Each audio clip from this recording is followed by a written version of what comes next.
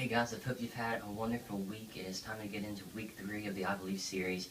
Today we're going to be asking a question, and the question is the title. So I don't have a clear-cut answer to the question. I wish I did, but I want to present to you a lot of biblical truths to it, and hopefully allow you to be convinced by Jesus as to what he wants you to believe.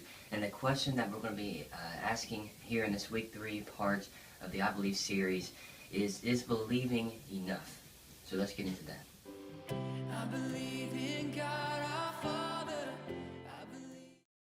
Whenever you say I believe, you are proclaiming that you have faith, trust, confidence, and conviction towards something or someone. I believe should cause you to act. If you really mean what you say, your passion will take you or will cause you to take the steps necessary to obedience and aid for that of which you believe. It is easy to say, I believe, but it's hard sometimes to live out what you believe, especially when it comes to believing in Jesus. And so we're going to do a little bit of something different, and we're going to do an interview about a person named Hans, and we're going to be asking him this question, is believing enough? And I pray that it impacts you. I'm going to ask you a question. Hit me with your question, man. Sam, what is it about? It is about Jesus.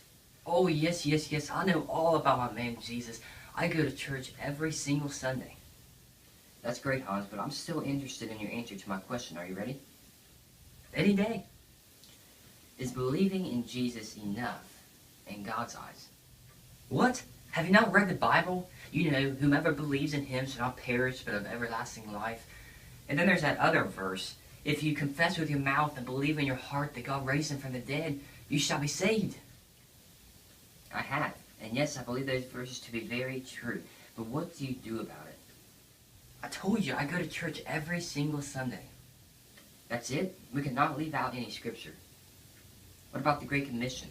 The verses that Jesus gave at the end of his life, telling his believers to make disciples of all nations. How effective is your message?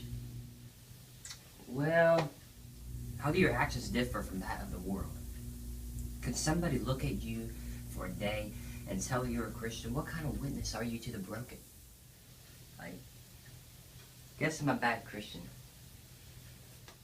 No, that's not the case. You just need to hear the truth that God wants to speak. James says, what good is it, dear brothers and sisters, if you say you have faith but don't show it by your actions? Can that kind of faith save anyone? Suppose you see a brother or sister who has no food or clothing, and you say goodbye and have a good day, stay warm and eat well, but then you don't give that person any food or clothing. What good does that do? So you see, faith by itself isn't enough. Unless it produces good deeds, it is dead and useless. Now someone may argue, some people have faith, others have good deeds, but I say, how can you show me your faith if you don't have good deeds? I will show you my faith by my good deeds. You say you have faith, for you believe that there is one God. Good for you, even the demons believe this, and they tremble in terror.